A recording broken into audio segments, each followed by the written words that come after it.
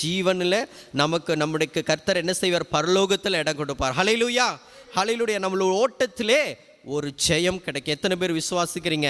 என்னுடைய ஓட்டத்தில் நான் ஜெயம் எடுக்கணும். என்னுடைய ஜீவன் இந்த உலகத்தை விட்டு பிரிந்து போகும் பொழுது என்னுடைய ஜீவன் என்ன? என்னுடைய கண்கள், ஆவிக்குரிய கண்கள் பரலோகத்தில் என்ன செய்யணுங்க? திறக்கப்படணும். அந்த ஜீவ புஸ்தகத்தில் உங்களுடைய பெயரும் என்னுடைய பெயரும் எழுதப்பட வேண்டும். அதற்காகத்தான் இந்த சிலுவையினுடைய வார்த்தைகளை, இந்த பாடுகளை நாம் ஒவ்வொரு நாளும் என்ன செய்து கொண்டிருக்கிறோம்? நினைத்து பார்க்கிறவர்களாக இருக்கிறோம். இன்றைக்கு 7வது வார்த்தையை முடித்துவிட்டு நாளைக்கு பண்டிகையின் கொண்டாட்டத்தை சிறப்பாக கொண்டாடிவிட்டு திங்கட்கிழமை திரும்பவும் என்ன செய்யக்கூடாதுங்க? நம்ம சொந்த வேலைக்கு திரும்பி பழையபடி அடுத்த வருஷம் வந்தது நம்ம என்ன செய்துக்கலாம், பார்த்துக்கலாம் என்று சொல்லி பழையபடி நம் ஓட்டத்தை ஆரம்பிப்போமே ஆனால் கட்டாயமாக என்ன செய்ய முடியாது? ஜீவ புஸ்தகத்தில் பெயரும் வராது, பரலோக ராஜ்யத்தை நாம் சுதந்திரிக்கவும் முடியாது என்பதை ஒரு நிச்சயத்தை இந்த நேரத்தில் நாம் என்ன செய்ய வேண்டும்? நம்மளுடைய சிந்தனைகளிலே நாம் கொண்டு வர வேண்டும் என்று நாம் பார்க்கிறோம். தேவனாகிய கர்த்தர் சிலுவையிலே சொன்ன 7வது வார்த்தைக்குள்ளாக நாம் கடந்து செல்லலாம். என்ன வார்த்தை என்பது நம்ம எல்லாருக்கும் தெரியும். என்ன காரியங்க? ஒப்படைப்பு. என்ன வார்த்தை? ஒப்படைப்பு என்பதை பார்க்கிறோம். இந்த ஒப்படைப்பு என்கிற வார்த்தை ஆங்கிலத்தில் சொல்லப்படுகிறது ஹேண்ட் ஓவர் என்றும், சரண்டர் என்றும், டெலிகேஷன் என்றும் ஆங்கிலத்தில் 3 வார்த்தைகளால் சொல்லப்பட்டிருக்கிறது. Hand over, surrender, delegation. Hand over என்று சொல்லும் பொழுது ஒப்படைத்தல், ஒப்பு கொடுத்தாச்சு. சரண்டர், சரணடைதல். டெலிகேஷன், அதிகார பகிர்வு. இந்த ஒப்படைப்பு அப்படிங்கிறது பார்த்திங்கன்னா இதற்குண்டான தமிழ் விளக்கம் ஒரு பொருளை மற்றவர்களுடைய பொறுப்பில் நாம் கொடுத்து விடுவது. இதுதான் இந்த வார்த்தையினுடைய தமிழ் விளக்கம் என்று நாம் பார்க்கிறோம். இதற்கு என்ன அர்த்தம் என்று சொல்லி பார்க்கும் பொழுது, கர்த்தராகிய இயேசு கிறிஸ்து தன்னுடைய ஜீவனை பரிசுத்த ஆவியானவருடைய கரத்திலிருந்து பெற்றுக்கொண்டு தன்னுடைய ஓட்டத்திலே ஜெயம் எடுத்துவிட்டு கடைசியாக எந்த இடத்திலிருந்து அவர் பெற்றுக்கொண்டாரோ அதே இடத்திற்கு என்ன செய்கிறார்? தன்னுடைய ஜீவனை ஒப்பு கொடுக்கிறார். ஆமேன், ஆமேன். நல்லா கவனிக்கணுங்க. தன்னுடைய ஜீவனை என்ன செய்கிறார்? எந்த இடத்திலிருந்து வாங்குறாரோ அதே இடத்திற்கு திரும்பவும் ஒப்புவிக்கிற ஒரு காரியத்தை நாம் பார்க்கிறோம். இதை சாதாரண கண்களால் சாதாரணமாக நம்ம பார்க்கும் பொழுது இதனுடைய அர்த்தம் புரியாது. ஆவிக்குரிய ரீதியிலே இதை நாம் சற்று சிந்திக்க வேண்டும். வேதம் சொல்லுகிறது 1 கொரிந்தியர் 1ஆம் அதிகாரம் 18ஆம் வசனத்திலே, சிலுவை பற்றிய உபதேசம் கெட்டு போகிறவனுக்கு பைத்தியமாக இருக்கிறது, ரட்சிக்கப்படுகிற நமக்கோ இது தேவ பலனா இருக்கிறது என்று சொல்லி, இந்த வார்த்தைகளை நாமெல்லாம் சற்று நல்ல முறையில் ஆழ்ந்து தியானிக்கும் பொழுது இது நமக்கு என்னவா மாறுதுங்க? பலனாய் மாறுகிறது. ஹல்லேலூயா, ஹல்லேலூயா. இந்த வார்த்தை நமக்கு பலனாய் மாறுகிறது. அவர் முடிந்தது என்று சொல்லி சிலுவையிலே ஒப்பு கொடுத்து அவருடைய ஜீவனை விட்டிருக்கிறார். ஆனால் அவர் மரித்தாலும் என்ன செய்தார்? ஜீவனோடு கூட எழுந்து திரும்பவும் என்ன செய்திருக்கிறார்? இன்றும் நம்மோடு கூட வாசம் பண்ணி கொண்டு இருக்கிறார். அருமையான பிள்ளைகளே, ஆவிக்குரிய கண்களிலே நீங்கள் பார்க்கும் பொழுது இது நமக்கு ஒரு நல்ல பலனை கொடுக்குது. சாதாரணமாக பார்த்தா அது பைத்தியம். ஆவிக்குரிய ரீதியில் இதை நான் பார்ப்போமே என்றால் இது நமக்கு என்ன செய்யுதுங்க? பலனை கொடுக்கிறது என்று சொல்லி, இந்த ஒப்படைப்பு அப்படின்றது இந்த 7வது வார்த்தை அப்படின்னு நம்ம பார்க்கிறோம். ஏன் இந்த 7 வார்த்தைகளை தேவன் மையப்படுத்துகிறார் என்று பார்க்கும் பொழுது 7 என்கிற எண்ணானது அநேக காரியங்களை தேவன் இந்த பூமியிலே நடத்தி கொடுத்திருக்கிறார். அந்த காரியங்களை என்ன என்பதை ஒரு சுருக்கத்தை நான் சொல்லிவிட்டு நான் செய்திகளாக கடந்து செல்கிறேன். பரிசுத்த வேதாகமத்தில் தேவன் தனது கிரியைகளை 7 என்ற எண்ணை மையப்படுத்தி வெளிப்படுத்தியுள்ளார். முதலாவது பார்த்தீங்கன்னா சிருஷ்டியின் 7 நாட்களை குறித்து நாம் அறிந்து கொள்ள வேண்டும். ஆதியாகம புஸ்தகத்திலே 1ஆம் அதிகாரத்திலே 2ஆம் அதிகாரத்திலே நாம் வாசிக்கும் பொழுது தேவன் 6 நாட்கள் இந்த உலகத்தை உருவாக்கி 7வது நாள் ஓய்ந்திருந்தார் என்று சொல்லி பழைய ஏற்பாட்டிலே ஆதியாகமத்திலே முதலாவது தேவனுடைய சிருஷ்டிப்பை 7 நாட்களிலே அவர் நிறைவேற்றி ஓய்ந்திருந்தார் என்பதை நமக்கு சுட்டிக்காட்டுகிறது. 2வது காரியமாக வெளிப்படுத்துதல் விசேஷத்திலே 2-3 அதிகாரத்தில் 7 சபைகளை குறித்து சொல்லப்பட்டிருக்கிறதை நான் இந்த இடத்துல பதிவிடுகிறேன். 7 சபைகளை குறித்து, எபேசு சபை, பெர்கமு சபை, சர்தை, சிமிர்னா, தியத்தீரா, பிலதெல்பியா, லவுதிகேயா என்ற 7 சபைகளை தேவன் விரும்பியிருக்கிறார் என்று 2வதாக பார்க்கிறோம். 3வதாக அதே வெளிப்படுத்துதல் விசேஷம் 5ஆம் அதிகாரம் 8ஆம் அதிகாரத்தில் பார்க்கும் பொழுது 7 முத்திரைகளை குறித்து சொல்லப்பட்டிருக்கிறது. கடைசி கால நீதி நிகழ்வுகளினுடைய தொடக்கம் என்று 7 முத்திரைகளை குறித்து சொல்லப்பட்டிருக்கிறது. நம்ம அதே போல வெளிப்படுத்தினல் 8ஆம் அதிகாரத்திலிருந்து 11ஆம் அதிகாரத்தை நாம் தியானிக்கும் பொழுது 7 எக்காலங்களை குறித்து சொல்லப்பட்டிருக்கிறது. 5வதாக வெளிப்படுத்துதல் விசேஷம் 16ஆம் அதிகாரத்திலே 7 கோப கலசங்கள் பற்றி சொல்லப்பட்டிருக்கிறது. 6வதாக பரிசுத்த ஆவியினுடைய 7 வெளிப்பாடுகள் ஏசாயா 11ஆம் அதிகாரம் 2ஆம் வசனத்தில் சொல்லப்பட்டிருக்கிறது. பரிசுத்த ஆவியினுடைய 7 வெளிப்பாடுகளை குறித்து கடைசியாக தேவன் சிலுவையில் கூறிய 7 வார்த்தைகளும் இந்த இடத்திலே பதிவிட்டிருக்கிறது.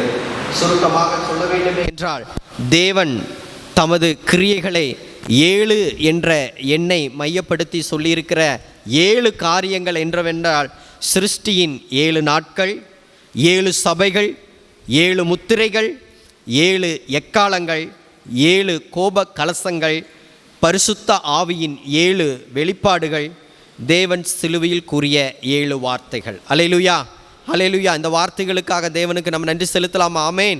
கரங்களை தட்டி நன்றி செலுத்துங்களேன். தேவனுக்கு மகிமை உண்டாவதாக. இந்த 7 வார்த்தைகளிலே சிலுவையில் பூத்த 7 பூக்கள் என்று சொல்லுவார்கள். முதலாவது பூ மன்னிப்பு, இரட்சிப்பு, பராமரிப்பு, தவிப்பு, களைப்பு, பூரிப்பு, ஒப்புவிப்பு. ஆமேன், ஆமேன். இந்த 7வது வார்த்தைக்கு ஒரு ஸ்பெஷல் மீனிங் இருக்குங்க. என்ன என்று பார்க்கும் பொழுது, எல்லாமே கிரியேட் செய்து எல்லாம் தேவன் எல்லாத்தையும் படைத்து உருவாக்கி தேவன் வெளிப்படுத்தின எல்லா காரியங்களும் செய்து விட்டாலும், அந்த ஜீவனை ஒருத்தர் கையில் தான் நம்ம கொடுக்கணும்னு சொல்லி பொறுப்பாக ஜெபத்தோடு அந்த ஜீவனை அவர் அந்த இடத்துல கொடுத்துருக்காரு பாருங்க. அதனால் இந்த 7வது பூ ஆனது எல்லாவற்றிற்கும் ஒரு முடிவை கொடுப்பதனால இந்த 7 வார்த்தைகளிலே இந்த 7வது வார்த்தைக்கு ஒரு சிறப்பான ஒரு இடம் இருக்குது. ஹல்லேலூயா, ஹல்லேலூயா. இந்த சரண்டர் அப்படின்றது எல்லாருடைய வாழ்க்கையிலும் தேவையான ஒன்றுங்க. இந்த ஒப்புவித்தல் என்பது எல்லாருடைய வாழ்க்கையிலும் தேவையான ஒன்று. தேவன் சிலுவையில் கூறின இந்த வார்த்தைகளை நாம் தியானிக்கும் பொழுது உண்மையாலுமே ஆழ்ந்த காரியங்களை சொல்லியிருக்கிறார். எடுத்தவர்கள் வாசியுங்கள். லூக்கா 23ஆம் அதிகாரம் 46ஆம் வசனம். இயேசு, பிதாவே, உம்முடைய கைகளில் என் ஆவியை ஒப்புவிக்கிறேன் என்று மகா சத்தமாய் கூப்பிட்டு சொன்னார். இப்படி சொல்லி ஜீவனை விட்டார் என்று சொல்லி லூக்கா 23ஆம் அதிகாரம் 46ஆம் வசனத்திலே பார்க்கிறோம். இதுதான் தேவனாகிய கர்த்தர் கூறிய 7வது வார்த்தைக்கு உண்டான வசனம். அதே போல மத்தேயு 27ஆம் அதிகாரம் 50ஆம் வசனத்தை வாசியுங்கள். மத்தேயு எழுதின சுவிசேஷம் 27ஆம் அதிகாரம் 50. இயேசு மறுபடியும் மகா சத்தமாய் கூப்பிட்டு ஆவியை விட்டார் என்று சொல்லப்படுகிறது மத்தேயுல. மார்க் எழுதின சுவிசேஷம் 15ஆம் அதிகாரம் 37ஆம் வசனத்தை திருப்புங்கள். மார்க் 15:37. இயேசு சத்தமாய் கூப்பிட்டு ஜீவனை விட்டார் என்று சொல்லப்பட்டிருக்கிறது. யோவான் எழுதின சுவிசேஷம் 19ஆம் அதிகாரம் 30ஆம் வசனம். யோவான் 19ஆம் அதிகாரம். இயேசு காடியை வாங்கின பின்பு இயேசு காடியை வாங்கின பின்பு முடிந்தது என்று சொல்லி தலையை சாய்த்து ஆவியை ஒப்பு கொடுத்தார். ஆமேன், ஆமேன். இந்த 7ஆம் வார்த்தையை குறித்து இந்த சுவிசேஷ புத்தகங்களிலே லூக்கா, மத்தேயு, மார்க்கு, யோவான் என்ற இந்த 4 புத்தகங்களிலே நம்ம பார்க்க முடிகிறது. இந்த 4 சுவிசேஷ புத்தகங்களிலே தேவன் இந்த காரியத்தை, அந்த 7வது வார்த்தையை பதிவிட்டிருக்கிறார். இதிலே சிறப்பாக சொல்ல வேண்டும் என்றால் லூக்கா மாத்திரம் என்ன பண்ணியிருக்காருன்னு கேட்டிங்கன்னா, இந்த வார்த்தையை ஒரு முழுமையாக சொல்லியிருக்கிறார். மற்றவர்கள் எல்லாம் என்ன செய்திருக்கிறாங்க, கொஞ்சம் பேசிக்காக அது என்ன சொல்லியிருக்காரு, ஒரு ஓரலாக சொல்லியிருக்காங்க. பட் இந்த லூக்கா என்ன சொல்லியிருக்காரு, முழுமையாக இந்த வார்த்தையை சொல்லியிருக்கிறார் என்று நாம் பார்க்கிறோம். இந்த வார்த்தையை நாம் பார்க்கும் பொழுது இயேசு கிறிஸ்துவினுடைய ஜீவன் தானாக எடுத்துக்கொள்ளப்படவில்லை, அவர் ஒப்பு கொடுத்ததினால் எடுக்கப்பட்டிருக்கிறது. ஹல்லேலூயா, ஹல்லேலூயா.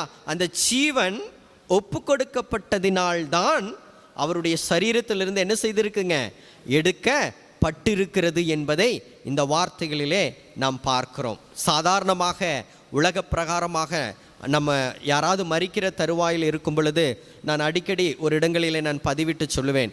எனக்கு தெரிந்த ஒரு நபர் ஜிஹெச்சில் ரொம்ப சீரியஸாக இருந்தாங்க.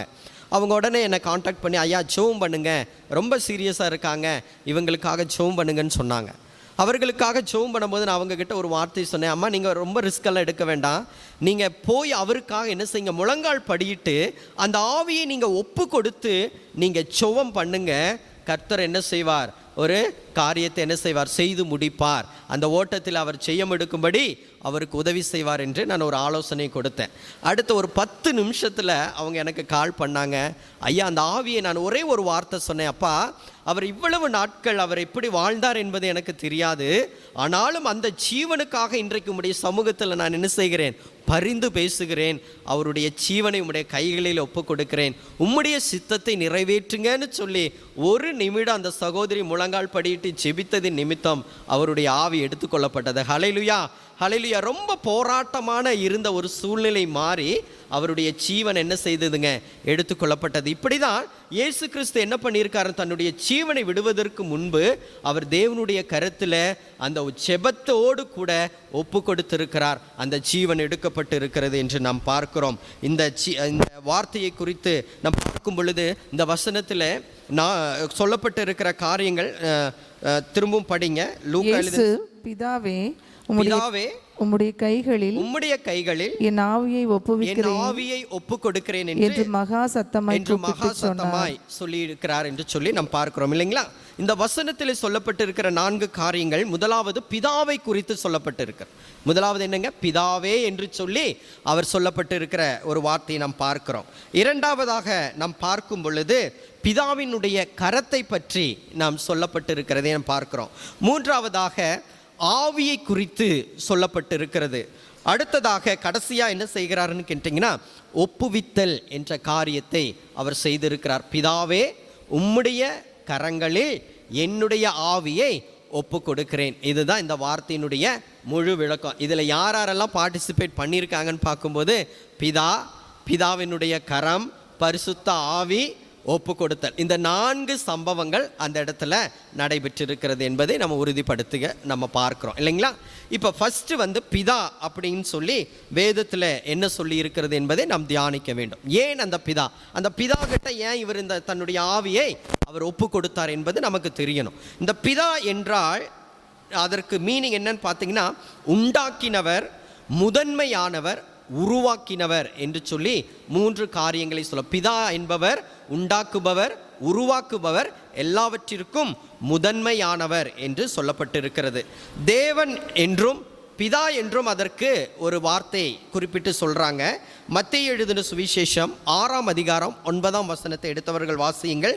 நீங்கள் ஜெபம் பண்ண வேண்டிய விதமாவது, பரமண்டலத்தில் இருக்கிற எங்கள் பிதாவே. போது சிஸ்டர், பரமண்டலத்தில் இருக்கிற எங்கள் பிதாவே. அப்ப பிதா எங்க இருக்காருங்க, பரமண்டலத்தில், பரலோகத்தில் அந்த இருக்கக்கூடிய அந்த பிதாவை நோக்கி அவர் அந்த ஆவியை ஒப்பு கொடுத்தார் என்று நாம் பார்க்கிறோம். அப்ப பிதா எங்க இருக்காரு, பரலோகத்தில் இருக்கிற அந்த பிதாவை நோக்கி தான் தேவனாகிய கர்த்தர் தன்னுடைய சரீரத்தை, தன்னுடைய ஆவியை ஒப்பு கொடுத்தார் என்று நாம் பார்க்கிறோம். அடுத்ததாக யோவான் எழுதின சுவிசேஷம் 1ஆம் அதிகாரம் 12ஆம் வசனம். யோவான் 1ஆம் அதிகாரம் 12ஆம் வசனம். அவருடைய நாமத்தின் மேல் விசுவாசம் உள்ளவர்களாய் ஏற்றுக்கொண்டவர்கள் எத்தனை பேர்களோ அத்தனை பேர்களும் தேவனுடைய பிள்ளைகள் ஆகிறார்கள் என்று சொல்லப்பட்டிருக்கிறது. ஹல்லேலூயா, ஹல்லேலூயா. எத்தனை பேர் அதை உற்று கவனிக்கிறீங்கன்னு எனக்கு தெரியல. ஆனால் உங்கள் சிந்தனைகளை தயவு செய்து திருப்புங்க. பாருங்க, தேவனை ஏற்றுக்கொள்ளுகிற அனைவரும் தேவனுடைய பிள்ளைகள் ஆகிறார்கள். ஹல்லேலூயா, ஹல்லேலூயா. இப்போ தேவனை நம்ம எல்லாரும் ஏற்றுக்கொண்டு இருக்கிறோம். அப்பெல்லாம் நம்ம யாருங்க? தேவனுடைய பிள்ளைகள். ஹல்லேலூயா. இப்போ தேவனுடைய பிள்ளைகள் என்கிற அங்கீகாரம் நமக்கு இருக்கு. நமக்கு தகப்பன் யாருங்க? பிதா என்பவர் நமக்கு தகப்பன். ஏனென்றால் அவருடைய வார்த்தை சொல்லுகிறது, ஏற்றுக்கொண்டவர்கள் அனைவரும் தேவனுடைய பிள்ளைகள் என்று சொல்லப்படுகிறது. அப்போ நாமெல்லாம் யாருங்க? அவருடைய பிள்ளைகள். நம்முடைய தகப்பன் யாருங்க? பிதா என்று சொல்லப்பட்டுகிறது. பிதா என்ற வார்த்தை பரிசுத்த வேதாகமத்தில் 400 வார்த்தைகளுக்கு மேலே எழுதப்பட்டிருக்கிறது என்று பார்க்கிறோம். புதிய ஏற்பாட்டிலே பார்க்கும் பொழுது 250க்கு மேல் பிதா என்கிற வார்த்தை சொல்லப்பட்டிருக்கிறது. அதே போல பழைய ஏற்பாட்டிலே 200க்கு மேலே சொல்லப்பட்டிருக்கிறது என்று பார்க்கிறோம். அப்போ பிதா என்பவர்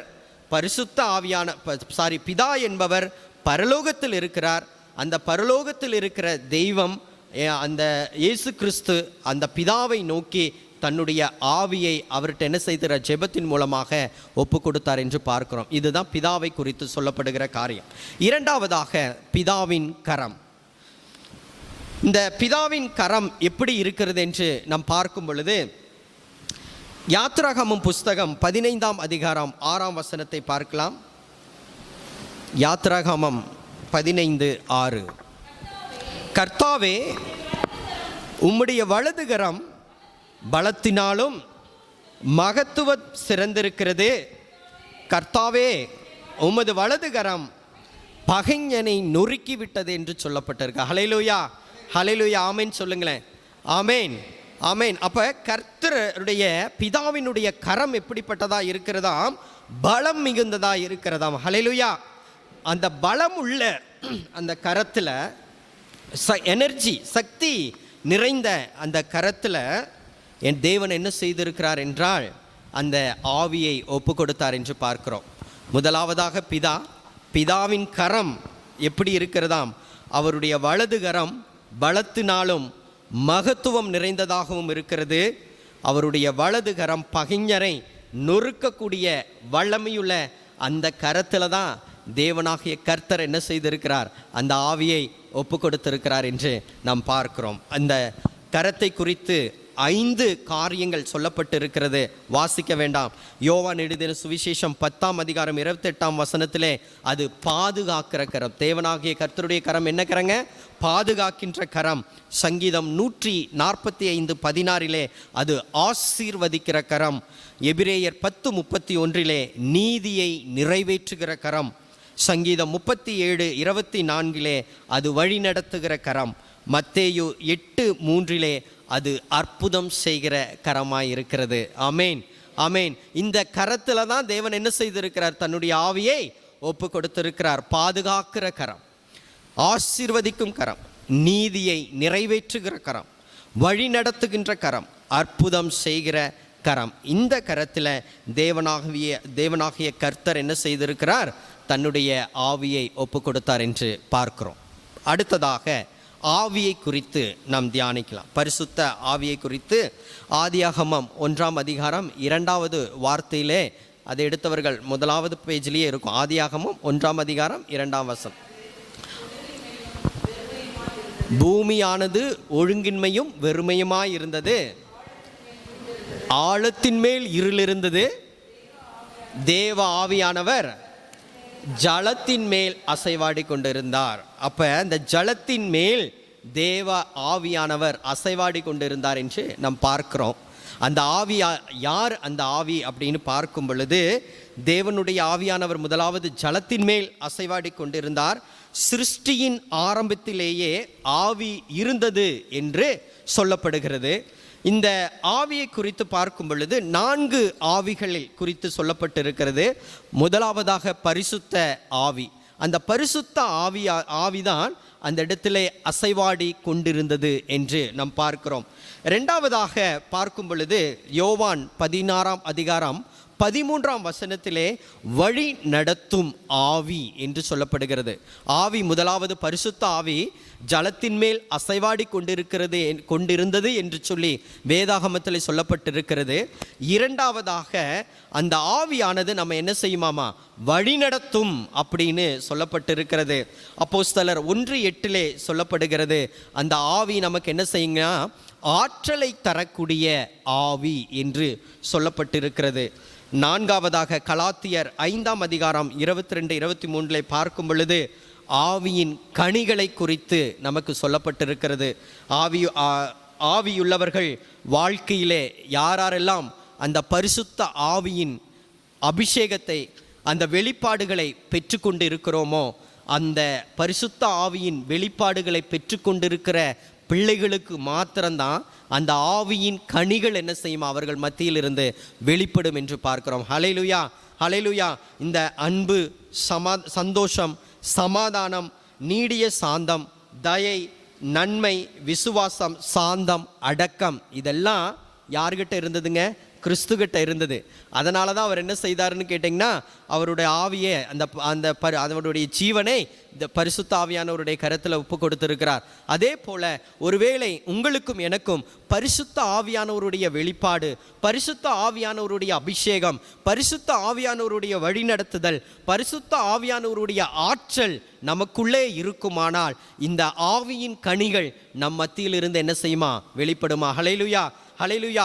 யார்கிட்ட இருந்து இந்த அன்பு, நீடிய சாந்தம், பொறுமை, தயவு, விசுவாசம், சாந்தம், அடக்கம், இதெல்லாம் யார்கிட்ட இருந்து வெளிப்படுகிறதோ அவர்கள் எல்லாம் பரிசுத்த ஆவியினுடைய அபிஷேகத்தை பெற்றவர்கள். கிறிஸ்து அதை பெற்றிருந்தார். அதனால்தான் அவர் தேவ சமூகத்தில் அவர் என்ன செய்தார், தன்னுடைய ஆவியை ஒப்பு கொடுத்தார் என்று நாம் பார்க்கிறோம். ஐந்தாவதாக ஒரு ஆவியை குறித்து பார்க்கிறோம், பாவத்தை உணர்த்தும் ஆவி. யோவான் எழுதின சுவிசேஷம் 16ஆம் அதிகாரம் 8ஆம் வசனத்திலே பரிசுத்த ஆவி நம்மை திருத்துகிறார் என்று சொல்லப்பட்டிருக்கிறது. ஹல்லேலூயா, ஹல்லேலூயா. பரிசுத்த ஆவி நம்ம என்ன செய்கிறாருங்களா, திருத்துகிறார் என்று சொல்லி, பரிசுத்த ஆவி இல்லாமல் ஒரு கிறிஸ்தவனால் அவனுடைய வாழ்க்கையை மேற்கொள்ள முடியாது. பரிசுத்த ஆவியானவருடைய வழி நடத்துதல், பரிசுத்த ஆவியானவருடைய அந்த அபிஷேகம் இருக்கும் பொழுதுதான் அந்த கிறிஸ்துவ வாழ்க்கை என்பது ஒரு முழு நிறைவுக்குள்ளாக வருகிறது என்று நாம் பார்க்கிறோம். ஆவியானவர் துணை இல்லாமல் உலகத்தை ஜெயிக்க முடியாது. ஹல்லேலூயா, ஹல்லேலூயா.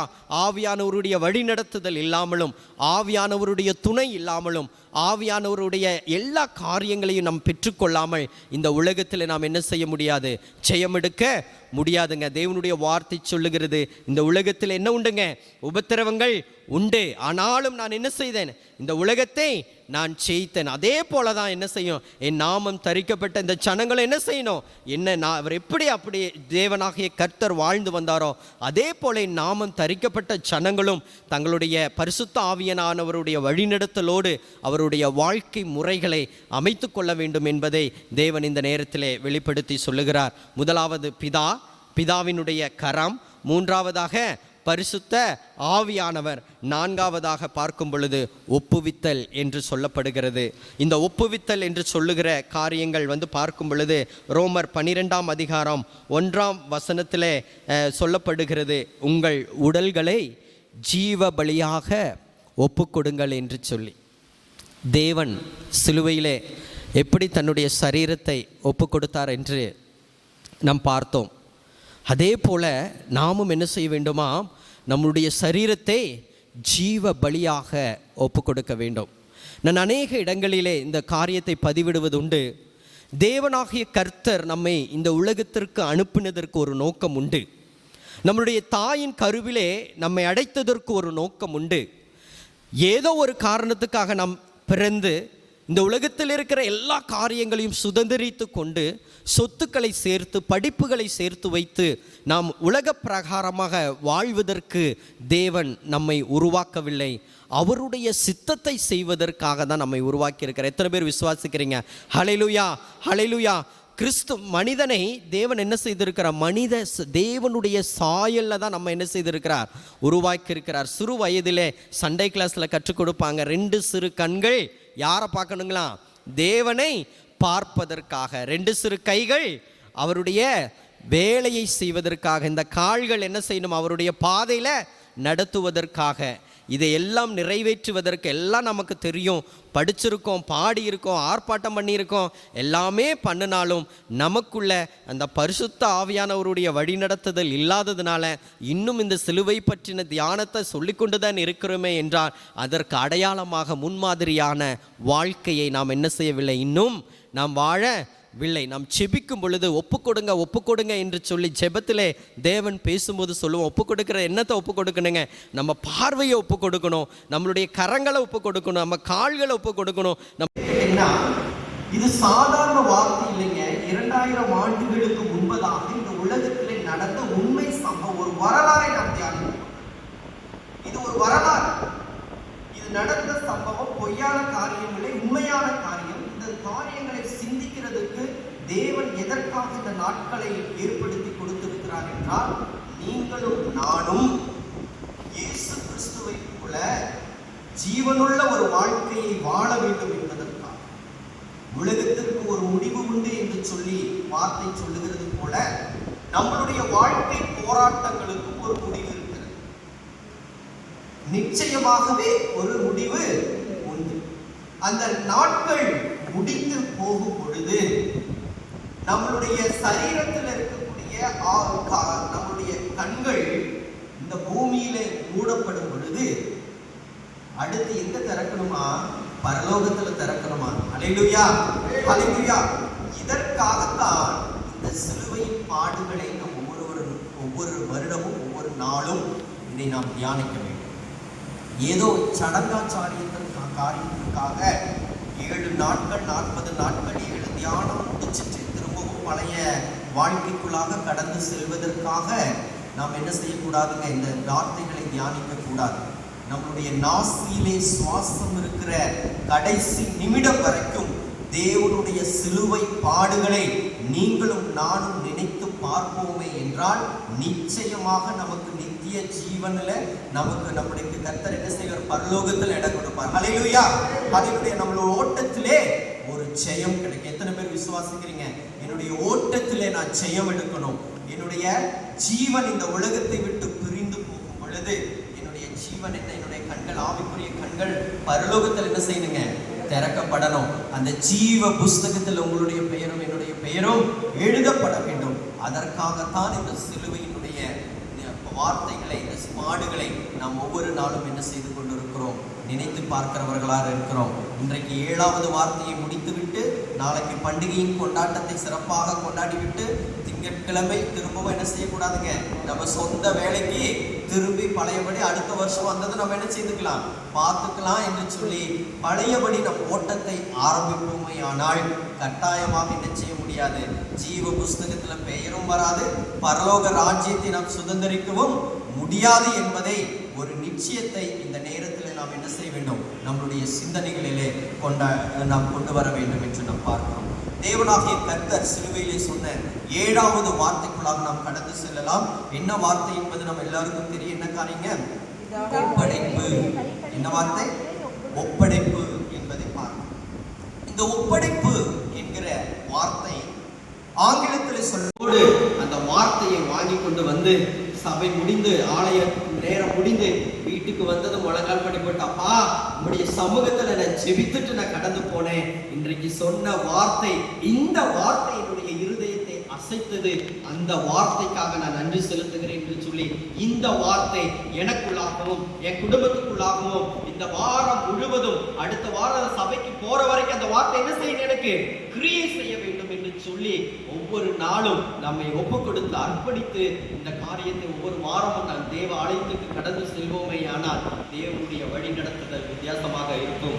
ஆவிக்குரிய, நான் ஆரம்பத்திலே சொல்லிட்டேன், சாதாரண கண்களால் பார்க்கிறவர்களுக்கு தேவனுடைய வார்த்தை இது பைத்தியமாய் இருக்கிறது, தேவனுடைய பிள்ளைகளுக்கு இது பலனாய் இருக்கிறது. அந்த வார்த்தையை, அந்த பலனை ஒவ்வொரு வாரமும் பெற்றுக்கொண்டு நாம் செபிக்கும் பொழுது கர்த்தர் பெரிய காரியங்களை செய்வார். நான் 40 நாள் உபவாசம் இருந்து, ஒருவேளை உபவாசம் இருந்து ஒவ்வொரு நாளும் செபித்துக் கொண்டிருக்கும் பொழுது, உபவாசத்தை முடிக்கும் பொழுது அருமையான ஒரு தாயார் திண்டுக்கல் பகுதியில் இருந்து, அம்மா இந்த உபவாசத்தை நான் முடிப்பதற்கு எனக்கு உதவி செய்யுங்க, செவியுங்கள் என்று சொல்லும் பொழுது அவர் ஒரு வார்த்தையை எனக்கு பதிவிட்டார். அது எனக்கு ரொம்ப மிகவும் பிடித்திருந்தது. அந்த வார்த்தையை தேவனுடைய ஆவியானவருடைய உந்துதலினால் இன்றைக்கு உங்கள் சமூகத்தை உங்க மத்தியில் நான் பதிவிடுகிறேன். நீங்களும் அதை கேட்டு பலனடையுமாறு நான் உண்மையான தேவனுக்கு நான் நன்றி செலுத்துகிறேன். அவர் சொன்ன ஒரு வார்த்தை செபிக்கும் பொழுது சொன்னார், தம்பி இந்த பாத்திரம் இருக்கு பாருங்க, நம்ம கிச்சன்ல பயன்படுத்துகிற இந்த பாத்திரத்தை ஒன்ஸ் நம்ம யூஸ் பண்ணிட்டோம் அப்படின்னம்னா, பயன்படுத்தின பிறகு நம்ம அந்த சிங்க்ல கொண்டு போய் அதை என்ன செய்யறோம், போட்டுறோம். அந்த பாத்திரத்தை நம்ம திரும்பவும் எடுத்து நம்ம பயன்படுத்தணும் அப்படின்னா அதை என்ன பண்ணணும்னு கேட்டீங்கன்னா, அதை என்ன பண்ணணும்னா, அதை சுத்தம் பண்ணணும். என்ன தேய்ச்சி கழுவி சுத்தம் செய்தால்தான் அடுத்து நாம் என்ன செய்ய முடியும், அதை திரும்பவும் பயன்படுத்த முடியும் என்று சொல்லி, அப்ப அவங்க சொன்ன காரியம், இந்த 40 நாட்களுக்கு மாத்திரம் உங்களுடைய பாத்திரம் பயன்படுத்தப்பட்டு விட்டு இதற்கு பின்பு நீங்க அதை சுத்திகரிப்பு செய்யாம இருந்தீங்கன்னு சொன்னா அது பிரயோஜனம் இல்லாத ஒரு வாழ்க்கையாய் மாறிவிடும். ஆனாலும் நீங்க என்ன செய்யணும்னு கேட்டீங்கன்னா, திரும்ப திரும்ப பாத்திரங்களை நாம் எப்படி கழுவி சுத்திகரித்து அந்த பாத்திரத்தை நாம் பயன்படுத்துகிறோமோ, அதே போல நீங்களும் உடைய ஆவிக்குரிய வாழ்க்கையில பரிசுத்த ஆவியானவர் துணையோடு உங்களை நீங்கள் சுத்திகரித்துக் கொண்டு நீங்கள் அதை பயன்படுத்தும் பொழுது, ஊழியத்தை செய்யும் பொழுது கர்த்தர் பெரிய காரியங்களை செய்கிறார். ஹல்லேலூயா, ஹல்லேலூயா. இன்றைக்கு இந்த சாட்சியா இந்த நேரத்தில் உங்களுக்கு இந்த வார்த்தையை சொல்லியிருக்கிற அருமையான தேவ பிள்ளைகளே, நீங்கள் ஒவ்வொரு நாளும் தேவனுடைய வார்த்தைகளை நாம் சுத்திகரிப்பு செய்து இந்த வார்த்தைகளுக்கு கீழ்ப்படிந்து நாம் பின்பற்றும் பொழுது கர்த்தர் நம்மை புதுப்பிக்க அவர் வல்லவராய் இருக்கிறார். ரோமர் 12ஆம் அதிகாரம் 1ஆம் வசனம் சொல்லுகிறது, உங்கள் உடல்களை ஜீவ பலியாக ஒப்புக் கொடுங்கள் என்று. இந்த ஒரு சரீரம் என்ன செய்கிற தேவனுடைய ஆலயமாய் இருக்கிறது. இந்த சரீரத்தை தீட்டுப்படுத்துவதற்கு பிசாசுக்கு இந்த சரீரத்துல நாம் என்ன செய்யக்கூடாதுங்க, இடம் கொடுக்க கூடாது. சரீரத்தை பாதுகாப்பாய் நாம் என்ன செய்ய வேண்டும், வைத்துக் கொள்ள வேண்டும். அப்படி வைத்திருக்கும் போது தேவனுடைய ஆவியானவருடைய வழிநடத்துதலை நாம் பார்க்க முடியும். இரண்டாவது காரியமாக பார்க்கும் பொழுது தினசரி சிலுவையை ஏற்ற. லூக்கா எழுதின சுவிசேஷம் 9ஆம் அதிகாரம் 23ஆம் வசனம் சொல்கிறது, தன் சிலுவையை தினமும் எடுத்துக்கொண்டு அப்படின்னு சொல்லி ஒரு வார்த்தை பார்க்க. தன் சிலுவையை அனுதினமும் எடுத்துக்கொண்டு என்று சொல்லி, இது ஒரு நாள் நடக்கிற காரியங்களா? சிலுவை எடுத்துக்கொண்டு நடக்கிறது ஒரு நாள் காரியமா? கிடையவே கிடையாது. சுயத்தை வெறுத்து தேவனை முன்னிலைப்படுத்தி நாம் என்ன செய்ய வேண்டும், நம் வாழ்நாள் முழுவதும் அந்த சிலுவையை நாம் ஏற்று நாம் சுமந்துதான் ஆக வேண்டும். உலகத்தில் என்ன இருக்குங்க, உபத்திரவம் உண்டு, எல்லாருக்கும் பாடுகள் உண்டு, உபத்திரவங்கள் உண்டு. யாராருக்கெல்லாம் இந்த இடத்துல எனக்கு கஷ்டம் கிடையாது, பாடுகள் கிடையாது, உபத்திரவம் இல்லாதவங்க கையை உயர்த்தினா ஒரு கை கூட உயராது. எல்லா வீடுகளையும் பாடுகள் உபத்திரவங்கள் உண்டு. ஆனாலும் அந்த பாடுகளை ஜெயிப்பதற்கு அந்த சிலுவையை நாம் என்ன செய்ய வேண்டும், ஏற்றுக்கொள்ள வேண்டும். இயேசு கிறிஸ்து அந்த சிலுவையை ஏற்றுக்கொண்டதினால் அவர் என்ன செய்தார் என்றார் என்று கேட்டால், அவருடைய ஜீவனை அந்த ஒப்பு கொடுத்தல் என்ற வார்த்தைக்கு நேராக அவர் திருப்பி இருக்கிறார். அருமையான தேவ பிள்ளைகளே, தன்னுடைய சிலுவையை தேவன் எப்படி எடுத்துக்கொண்டு அவருடைய நடத்தைகளிலே அவர் வாழ்நாள் முழுவதும் செய்து காட்டினாரோ, அதே போல நீங்களும் நானும் என்ன செய்ய வேண்டும், சிலுவையை சுமக்கிறவர்களாக மாற வேண்டும். நம்முடைய தோள்கள் அந்த சிலுவையை சுமப்பதற்கு ஆயத்தப்படுத்திக் கொள்ள வேண்டும் என்று நாம் பார்க்கிறோம். அடுத்ததாக 4வது காரியம், சங்கீதம் எழுதின சங்கீதம் 55ஆம் அதிகாரம் 22ஆம் வசனத்திலே சொல்லுகிறது, இந்த சிலுவையை நாம் சுமப்பதற்கு தடையாக இருக்கின்ற காரியம் பார்த்தீங்க அப்படின்னு சொன்னீங்கன்னா, பாடுகள், உபத்திரவங்கள், வேதனைகள், வியாதிகள், விக்கினங்கள், விபத்துகள், இந்த மாதிரி நிறைய பிசாசுடைய போராட்டத்தினால நம்மளால என்ன செய்ய முடியறது இல்லைங்க, சிலுவையை சுமக்க முடியாத ஒரு சூழ்நிலையை நாம் பார்க்கிறோம். அதற்காக தேவன் சொல்லுகிறார், சங்கீதம் 55:22, கர்த்தர் மேல் பாரத்தை வைத்து விடு, கர்த்தர் மேல் பாரத்தை வைத்து விடு என்று சொல்லப்பட்டிருக்கிறது. நம் பாடுகளை என்ன செய்ய வேண்டும், நம்மளுடைய கவலைகளை தேவன் மீது வைத்து விட வேண்டும். எப்பொழுது தேவனுடைய கரத்துல பாடுகளையும் தேவனுடைய கரத்துல நம்ம ஒப்பு கொடுக்கிறோமோ அப்பொழுது தேவன் அதை என்ன செய்வாருங்க, பார்த்துப்பார். நீங்களும் நான் அந்த பிரச்சனைகளை எடுத்து பார்க்கவே கூடாது. ஒப்பு கொடுத்து விட்டு ஹாப்பியா இருந்தோம்னா ஆட்டோமேட்டிக்கா என்ன செய்யுங்க, கர்த்தர் எல்லாவற்றையும் பார்ப்பார். முதலாவது 3 காரியங்களை நான் சொல்லியிருக்கேன். ஒப்புவித்தல் என்பது முதலாவது நம்முடைய உடல்களை என்ன செய்யணுங்க, ஜீவ பலியாக ஒப்பு கொடுக்கணும். இரண்டாவது வந்து பாத்தீங்க அப்படின்னு கேட்டீங்கன்னா, தினசரி சிலுவையை கிறிஸ்து இப்படி ஏற்றுக்கொண்டாரோ அதே போல நாமும் சிலுவையை ஏற்றுக்கொள்ள வேண்டும். மூன்றாவது கட்டுப்பாடுகளை நமக்குள்ளாக விதித்து கொண்டு, தேவன் கட்டுப்பாடை விதித்து கொண்டு ஒரு சர்க்கிள்குள்ளதான் அவர் வாழ்ந்திருக்கிறார். அந்த சர்க்கிளை மீறி அவர் போகல. அதே மாதிரி நம்மளும் என்ன செய்யணும், ஒரு சர்க்கிள் நம்மளோட வட்டத்தை போட்டு அந்த வட்டத்துக்குள்ளதான் நம்ம வாழணும். அந்த வட்டத்தை விட்டு நம்ம வெளியே வந்துட்டோம் அப்படின்னு சொன்னோம்னா அது வந்து கிறிஸ்தவன் என்கிற அடையாளத்தை நம்ம என்ன செய்ய முடியாது, பெற்றுக்கொள்ள முடியாது. அந்த சரௌண்டு வட்டத்திற்குள்ளாக தான் நம்மளுடைய வாழ்க்கை முறையை நம்ம அமைத்துக் பார்க்கணும். அடுத்ததாக பார்த்தீங்கன்னா 5வது காரியம் அன்பின் உறவு என்று சொல்லப்படுகிறது. அந்த அன்பின் உறவு என்பது ஒப்புவித்தல் கட்டாயம் அல்ல, அன்பின் உறவு. யோவான் எழுதின சுவிசேஷம் 14ஆம் அதிகாரம் 23ஆம் வசனத்திலே சொல்லப்பட்டிருக்கிறது. ஒருவன் என்னில் அன்பாய் இருந்தால் அவனின் வசனத்தை கைக்கொள்வான், அவனில் பிதா அன்பாய் இருப்பான் என்று சொல்லி. ஆகவே இந்த பாடுகள், இந்த உபத்திரவங்கள், வேதனைகள், போராட்டங்கள், இதெல்லாம் நம்ம கட்டுப்பாடான காரியங்கள், இதெல்லாம் நம்ம வந்து இந்த உலகத்தை நாம் செய்ய எடுக்க வேண்டும் என்றால் நாம் என்ன செய்ய வேண்டும் என்றால் தேவனிடத்துல, தேவனுடைய வசனத்துல நம்ம அன்பாய் இருக்க வேண்டும் என்று சொல்லி. கர்த்தருடைய வார்த்தை இருபுறமும் கருக்குள்ளப்பட்டயமா இருக்கிறது இல்லைங்களா? யாருக்கெல்லாம் கவலை வருதோ, வேதனைகள் வருதோ, வியாகுலங்கள் வந்த சூழ்நிலையிலோ, கைவிடப்பட்ட நிலையிலோ, நான் என்ன செய்வேன் என்று அங்கலாய்த்து கொண்டிருக்கிற சூழ்நிலையில நீங்கள் ஏதாவது ஒரு அதிகாரத்தை எடுத்து நீங்க வாசிக்கும் பொழுது அந்த தேவன் அந்த அதிகாரத்திலிருந்து 5 வசனங்களை நம்ம வாசித்திருப்போம்னால் அந்த 5 வசனங்களில ஒரு வார்த்தை நமக்கு பெரிய செய்யுங்க. அல்லேலூயா, அல்லேலூயா. நிறைய பேர் நம்ம உணர்ந்திருக்கோம், அந்த வார்த்தைகள் நமக்கு என்ன செய்யுதுங்க, கிரியை செய்கிற வார்த்தையா இருக்கிறது.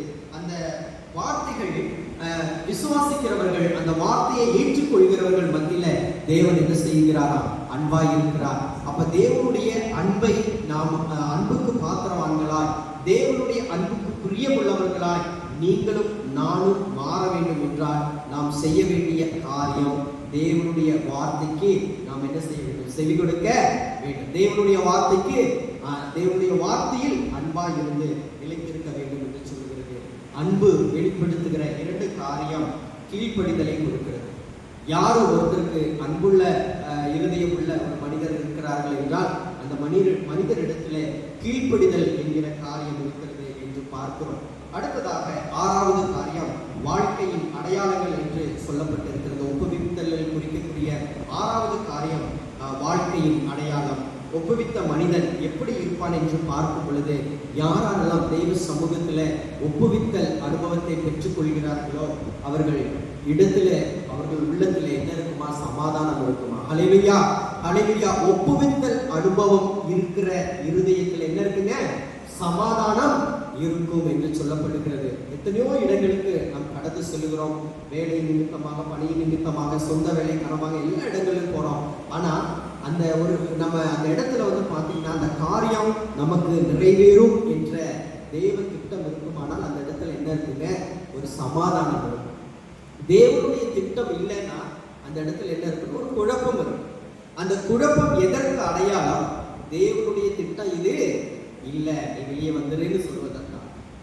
அந்த இடத்துல சமாதானம் இருக்கு, நமக்கு எல்லாமே ஃபேவரா நடக்குது என்று சொல்லும் பொழுது அந்த காரியத்தை குறித்து தேவன் என்ன செய்திருக்கிறார், ஒரு திட்டத்தை வைத்திருக்கிறார் என்று பார்க்கிறோம். அந்த திட்டம் நம்மளுடைய வாழ்க்கையின் அடையாளங்களாக மாற வேண்டும்.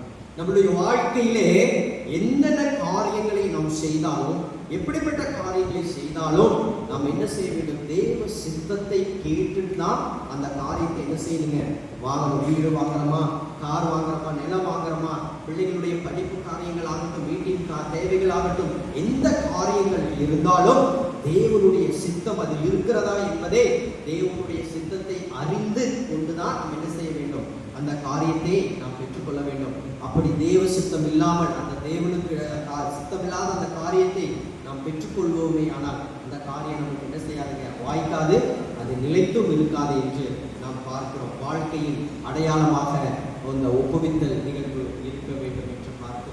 எடுக்கும் எல்லா தீர்மானங்களிலும் தேவனிடத்தில் நாம் என்ன செய்ய வேண்டும்? தீர்மானத்தை கேட்டு பெற்றுக்கொள்ள வேண்டும். கலாத்தியர் 2ஆம் அதிகாரம் 20ஆம் வசனத்தில் சொல்லப்பட்டிருக்கிறது, நான் அல்ல, கிறிஸ்து எனக்குள் என்ன செய்கிறார்? வாழ்ந்து கொண்டு இருக்கிறார். கிறிஸ்து நமக்குள் என்ன செய்து கொண்டிருக்கிறார்?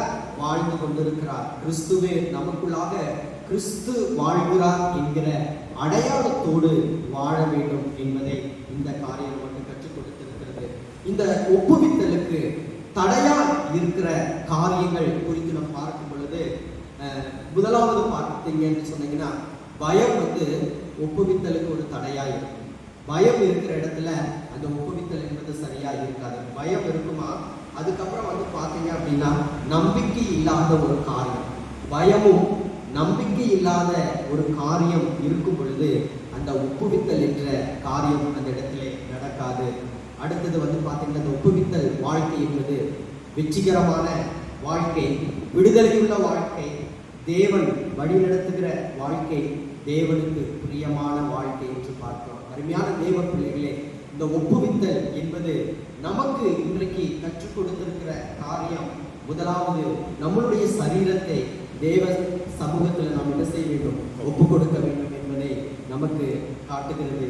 இரண்டாவது, இயேசு கிறிஸ்து எப்படி சிலுவையை சுமந்தாரோ அதே போல நீங்களும் நானும் என்ன செய்ய வேண்டும்? தினசரி, ஒரு நாள் அல்ல, ஒரு மாதம் அல்ல, நம்முடைய ஜீவனுள்ள நாட்கள் எல்லாம் இயேசு கிறிஸ்துவை போல சிலுவையை சுமக்கிறவர்களாக மாற வேண்டும். அடுத்ததாக, நமக்குள்ளாக கட்டுப்பாட்டை விதிக்கிறவர்களாக இருக்க வேண்டும். கிறிஸ்து ஒரு கட்டுப்பாட்டுக்குள்ளாக வாழ்ந்து வந்தார், அதே போல நாமளும் ஒரு கட்டுப்பாட்டை விதித்து நம்முடைய வாழ்க்கையை வாழ வேண்டும் என்று பார்க்கிறோம். அடுத்ததாக, அன்பின் உறவுகளை நாம் என்ன செய்ய வேண்டும்? வெளிப்படுத்த வேண்டும். நமக்குள்ளாக அன்பு இருக்க வேண்டும்.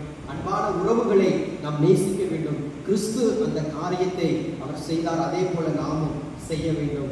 அடுத்ததாக, அந்த ஒப்புவித்தல் அனுபவமானது நம்மளுடைய வாழ்க்கையுடைய அடையாளங்களாக மாற வேண்டும் என்று சொல்லப்படுகிறது. இந்த ஒப்புவித்தல் காரியங்களை நாம் எந்த ஒரு கிறிஸ்தவன் இந்த காரியத்தை செய்யாமல் இருக்கிறாரோ அவனுக்கு கர்த்தர் அவனுடைய வாழ்க்கையை என்ன செய்ய முடியாது? கிரியை செய்ய முடியாது என்று நாம் பார்க்கிறோம். ஒருவேளை இந்த ஒப்புவித்தல் அனுபவம் உங்களுக்கும் எனக்கும் இருக்குமே, ஆனால் கட்டாயம் என்ன செய்ய முடியும் என்றால், கர்த்தராக இயேசு கிறிஸ்து எப்படி இந்த உலகத்தை ஜெயித்தாரோ அதே போல இந்த உலகத்தை நாம் எல்லாம் என்ன செய்ய முடியுங்க? ஜெயிக்க முடியும் என்று பார்க்கிறோம்.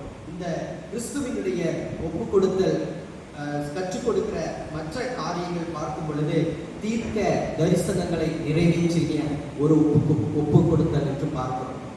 தேவனாகிய கர்த்தர் இந்த மனிதனை இந்த உலகத்தில் பிறந்து அவர் என்ன செய்திருக்கிறார்? முதலாவது, எல்லா காரியத்தையும் செய்து முடித்தார்.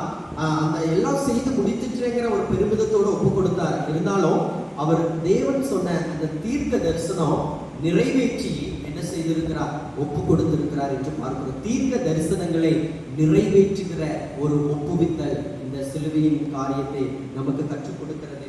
இரண்டாவதாக, பிதாவின் இடத்துல ஒரு ஐக்கியத்தை ஏற்படுத்துவதற்காக உண்டான ஒரு ஒப்புவித்தல் என்று பார்க்கிறோம். பிதாவின் இடத்துல ஒரு ஐக்கியம் என்று சொல்லும் பொழுது, ஆரம்பத்துல பிதாவை குறித்து பார்க்கும்போது நான் என்ன சொன்னாங்க? பிதா எங்க இருக்கிறார்? பரலோகத்தில் இருக்கிறார். அப்ப இந்த உலகத்துல மனிதனாய் பிறந்து என்னுடைய காரியங்கள் எல்லாம் முடிஞ்சிருச்சு, இனி என்ன பண்ண போறேன்? பரலோகத்தில் இருக்கிற பிதா இடத்துல என்னுடைய ஆவியை நான் ஒப்பு கொடுத்து அவரோட ஒரு ஐக்கியத்தை நான் என்ன செய்ய போகிறேன்? ஏற்படுத்தி கொள்ளுக போகிறேன் என்பதை இந்த ஒப்புவிப்பு காரியங்கள் நமக்கு கற்றுக் கொடுக்கிறது. அடுத்ததாக, ஊழியத்தை நிறைவேற்றின ஒரு ஒப்புவிப்பு என்று பார்க்கிறோம். தேவனாகிய கர்த்தர் இந்த உலகத்தில் பிறந்தது நாள் முதல் கொண்டு அநேக ஊழியர்களை அவர் செய்திருக்கிறார். அந்த ஊழியர்கள் எல்லாம் ஒன்றிலும் குறைவு இல்லாதபடிக்கு எல்லாவற்றையும் செய்து முடித்து விட்டு அவர் என்ன செய்திருக்கிறார்? தேவ சமூகத்தில் ஒப்பு கொடுத்தார் என்று பார்க்கிறோம். அடுத்ததாக, வெற்றியுள்ள ஒப்புவிப்பு என்று பார்க்கிறோம். மரணத்தை ஜெயித்த ஒரு ஒப்புவிப்பு, புதிய மார்க்கத்திற்கான ஒரு ஒப்புவிப்பு, பிதாவின் சித்தத்தை செய்வதற்கான ஒப்புவிப்பு. இந்த 7 ஒப்புவிப்பும் தேவனாகிய கர்த்தருடைய இந்த 7ஆம் வார்த்தையிலே நாம் கற்றுக்கொள்ளுகிற ஒரு காரியமாக இருக்கிறது. முதலாவது, பிதாவே உம்முடைய கரங்களில் என் ஆவியை ஒப்பு கொடுக்கிறேன். பிதாவை குறித்து பார்த்தோம். இரண்டாவது, பிதாவினுடைய கரத்தை குறித்து பார்த்தோம். மூன்றாவது, ஆவியை பிதாவினுடைய ஆவி. மூன்றாவது, பிதாவினுடைய கரம். நான்காவது, ஒப்புவித்தல் என்று பார்க்கிறோம். அந்த வசனத்துல கடைசியாய் சொல்லப்பட்டிருக்கிறது, சொல்லப்படுகிறது. வாசிங்க அந்த லூக்கா எழுதின சுவிசேஷம். ஜீவனை விட்டார். பிதாவே உடைய கைகளில் என் ஆவியை ஒப்புக் கொடுக்கிறேன் என்று மகா சத்தமாய் கூப்பிட்டு ஜீவனை விட்டார் என்று சொல்லி கடைசியில பாருங்க, அதை அண்டர்லைன் பண்ண வேண்டிய விஷயம். தேவனுடைய சத்தம் எப்படி இருந்துதான்? மகா சத்தமாய் இருந்துதான். எல்லா வார்த்தையும் பேசி முடிச்சாச்சு. சரீரத்துல கடைசி சொட்டு ரத்தம் வரைக்கும் பூமியில சிந்தியாச்சு. எல்லாம் கடந்து போயாச்சு. இந்த ஜீவன் ஒன்று இருக்கு, அது முடிஞ்சிச்சுன்னா எல்லாம் முடிந்தது. ஆனால் வேதம் சொல்லுகிறது, அந்த இடத்துல தேவன் என்ன செய்திருக்கிறார்? மகா சத்தமாய் கூப்பிட்டு ஒரு ஆமென் சொல்லுங்களேன். கரங்களை தட்டி சொல்லுங்களேன் பார்க்கலாம். கரங்களை தட்டி சொல்லுங்க. தேவனுடைய சத்தம் சிலுவையிலே அந்த கடைசி நிமிஷத்துல எப்படி இருந்ததுங்களா? மகா சத்தமாய் இருந்தது என்று சொல்லப்படுகிறது. தேவனுடைய சத்தம் சாதாரண சத்தம் இல்லைங்க, அது மகா சத்தம். அது ஒரு வெற்றியின் சத்தம். எல்லாவற்றையும் நான் நிறைவேற்றி விட்டேன் என்று சொல்லுகிற ஒரு வெற்றியின் சத்தமாய் அந்த வார்த்தையை இந்த இடத்துல நாம் பார்க்கிறோம். அடுத்ததாக அது ஒரு ஜெய முழக்கம் என்று பார்க்கிறோம். அது ஒரு ஜெய முழக்கம், ஒரு கம்பீரமாக ஒரு ஜெய முழக்கமாய் அந்த சிலுவையில் அவர் என்ன செய்திருக்கிறார்? அந்த வார்த்தையை, அந்த சத்தத்தை உயர்த்தி சொல்லி இருக்கிறார் என்று நாம் பார்க்கிறோம்.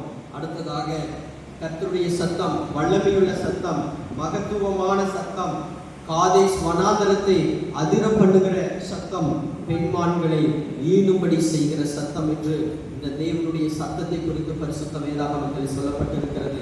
இப்படிப்பட்ட சத்தத்தை தேவனாகிய கர்த்தர் சிலுவையிலே அவர் அந்த வார்த்தையை, அந்த சத்தத்தை குறித்து பார்க்கும் பொழுது அது ஒரு ஜெய முழக்கம் என்று சொல்லப்பட்டிருக்கிறது. பிதா என்னை இந்த உலகத்திற்கு அனுப்பினதற்கான எல்லா குறிக்கோள்களும் சிறப்பாக நல்ல முறையில் நடந்து முடிந்தது, நிறைவேற்றி முடிந்தது என்று ஜெய முழக்கத்தோடு தன்னுடைய ஆவியை அவர் அந்த இடத்துல என்ன செய்திருக்கிறார்? ஒப்பு கொடுத்திருக்கிறார் என்று பார்க்கிறோம். இயேசு கிறிஸ்து தன் ஜீவனை விடும் பொழுது சாதாரணமாக விடவில்லை, ஆரவாரத்தோடு அவரை வெற்றியை அந்த சிலுவையிலே அவர் என்ன செய்திருக்கிறார்? ஜீவனை ஒப்பு கொடுத்திருக்கிறார். அதனால்தான் வேதம் சொல்லுகிறது, இயேசு கிறிஸ்து சிலுவையிலே வெற்றி சிறந்தார் என்று சொல்லி. ஹல்லேலூயா, ஹல்லேலூயா. இயேசு கிறிஸ்து என்ன செய்தாருங்க? சிலுவையிலே வெற்றி சிறந்தார் என்று இயேசு கிறிஸ்து சத்தமிட்டு ஏழாம் வார்த்தையை கூறின போது அந்த சத்தத்தை அவர் பதிவிடும் பொழுது லூக்காவில் அதிகமாக சொல்லப்பட்டிருக்க மற்ற சுவிசேஷ புத்தகங்கள் எல்லாம் சொல்லப்பட்ட தியானத்தில் எடுத்துக்கொள்ளும் பொழுது முன்பு சொல்லப்பட்டிருக்கிற அவர் அந்த வார்த்தையை சொல்லுவதற்கு முன்பு பூமி இருளடைந்தது. ஆனால் லூக்கா எழுதின சுவிசேஷத்தில் சொல்லப்பட்டிருக்கிறது, அந்த சத்தமாய் அவர் அந்த உரத்த சத்தமாய் பிதாவே உடைய கைகளின் ஜீவனை ஒப்பு கொடுக்கிறேன் என்று சொல்லும் பொழுது பூமியானது இருளடைந்தது என்று சொல்லி. ஹல்லேலூயா. அந்த பரிசுத்த ஆவியானவருடைய அந்த ஜீவன் அந்த பரிசுத்த ஆவியானவரிடத்துல திரும்ப போகும் பொழுது கிறிஸ்து ஒப்பு கொடுத்ததற்கு பிற்பாடு அந்த பூமியானது என்ன செய்துச்சுன்னா இருளடைந்து விட்டது என்று சொல்லி பார்க்கிறோம். அதே போல அந்த இடத்துல இருந்தவங்க எல்லாரும் என்ன செய்தாங்களாம்? பிரமித்து பார்த்தார்கள் என்று சொல்லி அதற்கு பின்னாடி உள்ள வசனங்களில் நம்ம வாசிக்கிறோம். திரைச்சீலை, தேவாலயத்தினுடைய திரைச்சீலை என்ன செய்துட்டுங்களாம்? இரண்டாய் கிழிந்தது, பூமி அதிர்ந்தது, கண்மலை விழுந்தது, கல்லறைகள் திறந்தது. ஹல்லேலூயா, ஹல்லேலூயா. இந்த ஆரவாரமான சத்தம் பாருங்க, இந்த பூமியில எத்தனை காரியத்தை கடைசியா செய்திருக்கிறதுன்னு பாருங்க. திரைச்சீலை, தேவாலயத்தின் திரைச்சீலைகள் கிழிக்கப்பட்டிருக்கிறது. பகல் பொழுதுல அந்த அந்தகாரம் உண்டாயிருக்கு. அதுதான் உரத்த சத்தம். அந்த சத்தத்திற்கு இந்த பூமியில ஏற்பட்டு இருக்கிற மாற்றம் பாருங்க. கடைசி நிமிஷத்துல கூட கர்த்தர் ஒரு பெரிய God is the creator நிரூபிச்சிருக்காரு. அந்த சத்தத்திற்கு அந்த பகல் பொழுது சூரியன் என்ன பண்ணுச்சு? மறைந்து அந்தகாரத்தை கொண்டு வந்திருக்கிறது. தேவாலயத்தினுடைய திரைச்சீலைகள் கிழிக்கப்பட்டிருக்கிறது, பூமி அதிர்ந்திருக்கிறது, கண்மலைகள் விழுந்திருக்கிறது, கல்லறைகளும் திறக்கப்பட்டிருக்கிறது. தேவனுடைய பரிசுத்த ஆவி இந்த உலகத்தை விட்டு பிரியும் போது பூமி இருளடைந்ததா இருந்தது என்று சொல்லி பிரசங்கி 8ஆம் அதிகாரம் 8ஆம் வசனத்திலே நாம் பார்க்கிறோம். ஆவியை விடாதிருக்கிறதற்கு மனுஷகுமாரருக்கு என்ன இல்லைங்க? அதிகாரம் இல்லை.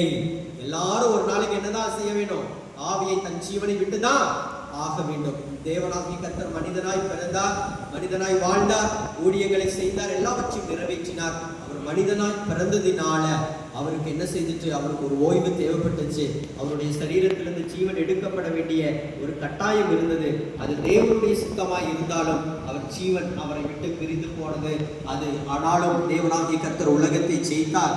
மரித்தேன், இதோ ஆனாலும் சதா காலங்களிலும் உயிரோடு இருக்கிறேன் என்றார். மூன்றாம் நாள் என்ன செய்தாருங்க? உயிரோட எழுந்து வந்துட்டார். ஆனா அந்த வார்த்தை சொல்லியிருக்கு, ஆவியை விடாத இருக்கிறதுக்கு மனுஷகுமாரனுக்கு என்ன இல்லைங்க?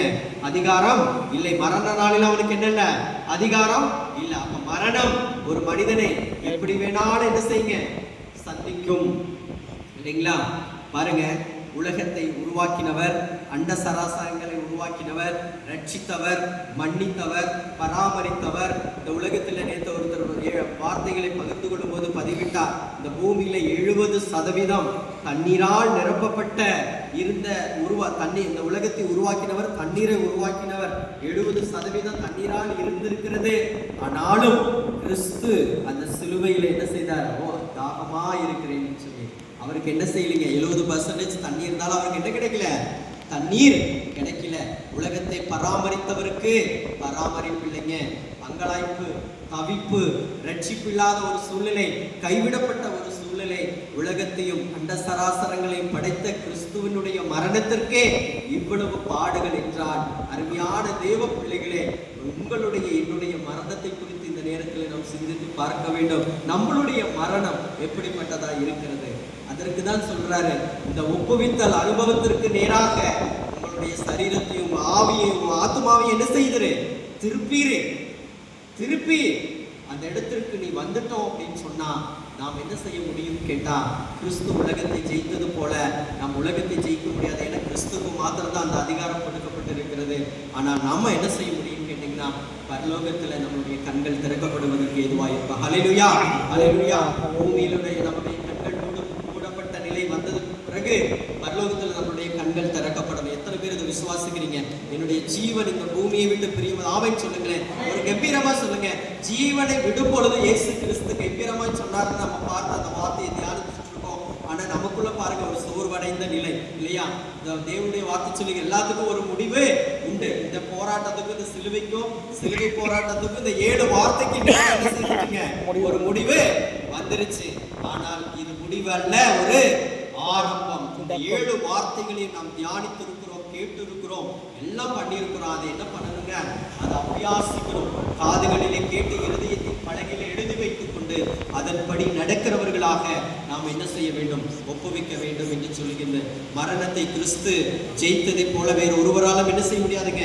ஜெயிக்க முடியாது. யோவான் 17ஆம் அதிகாரம் 18ஆம் வசனத்துல சொல்லப்படுகிறது, ஜீவனை கொடுக்கவும் ஜீவனை எடுக்கவும் மனுஷகுமாரனுக்கு என்ன இருக்குதுங்க? அதிகாரம் உண்டு. இந்த ஜீவனை கொடுத்திருக்கிற அந்த ஜீவனை எடுக்கிறதுக்கு உண்டான நாட்களே கிறிஸ்துவனுடைய ஜீவன் ஒப்பு கொடுக்கிற நேரத்தில் அவருக்கு தெரியும் இப்படிதான் என்னுடைய மரணம் இருக்கும் என்று. கிறிஸ்துவ அறிந்தவராய் இருந்தார். நம்ம மரணத்தை கணிக்க முடியுங்களா? நம்ம மரணத்தை யாராலும் கணிக்க முடியுமா?